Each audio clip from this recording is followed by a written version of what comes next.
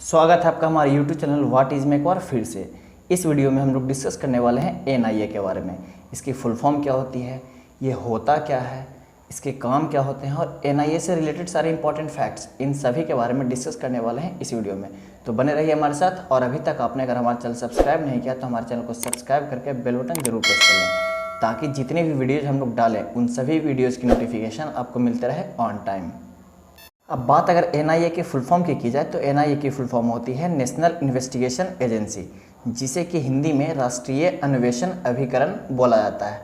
NIA को राष्ट्रीय जांच एजेंसी के रूप में भी जाना जाता है, फिर एनआईए को हिंदी में राष्ट्रीय जांच एजेंसी भी बोला जाता है। अब ये एनआईए है क्या? तो NIA is a central agency established by the Indian government to combat terror in India.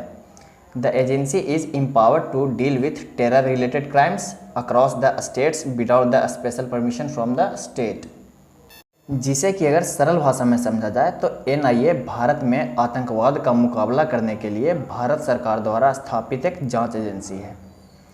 NIA पूरे भारत में किसी भी राज्य में, चाहे वो महाराष्ट्र हो, दिल्ली हो, पंजाब हो या फिर कोई भी राज्य हो, बिना किसी राज्य सरकार के इजाज़त के आतंकवाद संबंधित अपराध की जांच पड़ताल कर सकता है।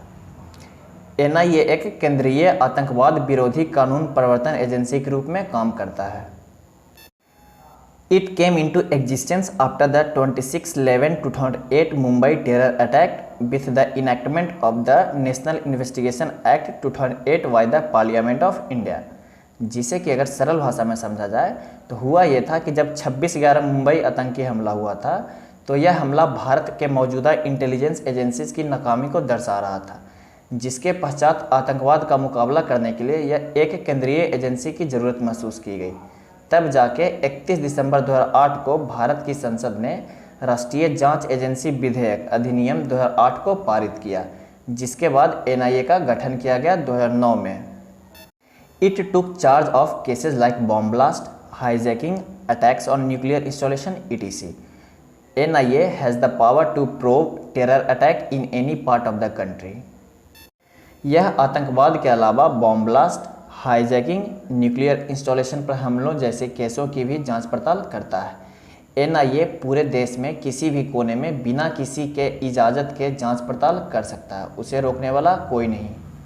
अब बात अगर एनआईए से रिलेटेड फैक्ट्स की जाए तो एनआईए की स्थापना, जैसा कि मैंने पहले भी आपको बताया, सन 2009 में हुआ था। इसका जो हेडक्वार्टर है वो है न्यू दिल्ली में। और एनआईए के जो पहले डीजी यानी डायरेक्टर जनरल थे, उनका नाम था राधा विनोद राजू। क्या नाम था? राधा विनोद राजू। अब बात अगर एनआईए से रिलेटेड इंपॉर्टेंट पॉइंट्स की जाए तो पहला पॉइंट आता है the department is under ministry of home affairs, यानी एनआईए जो है वो उसका संचालन गृह मंत्रालय के द्वारा किया जाता है। NIA aims to develop as a storehouse of all terrorist related information. NIA का लक्ष्य दुनिया का सबसे बड़ा आतंकवाद संबंधित डेटाबेस तैयार करने का है। Officers of NIA are drawn from IPS and IRS. जो एनआईए के अधिकारी होते हैं वो आईपीएस और आईआरएस से लिए जाते हैं। Only central government can give cases to NIA. NIA को केस सौंपने का अधिकार सिर्फ केंद्र सरकार के पास होता है। राज्य सरकार उनको क्या बोल सकते हैं, उसे राज्य सरकार सिर्फ सजेशन दे सकती है केस देने का, पर राज्य सरकार के पास कोई अधिकार नहीं होता है कि वो केस सौंप दे एनआईए को। यह अधिकार सिर्फ सेंट्रल गवर्नमेंट के पास होता है। अगर आपको ये वीडियो अच्छा लगा और हेल्पफुल लगा तो वीडियो को जाने से पहले 1 सेकंड पॉज करके ज़रूर लाइक करते हैं, क्योंकि आपका हर एक लाइक और हर एक शेयर हमारे लिए बहुत ही ज़्यादा इंपॉर्टेंट है। और अभी तक आपने अगर हमारा चैनल सब्सक्राइब नहीं किया तो हमारे चैनल को सब्सक्राइब करके बेल बटन जरूर प्रेस कर लें, ताकि आपको हमारी सारी वीडियोज़ की नोटिफिकेशन मिलते रहे ऑन टाइम। धन्यवाद।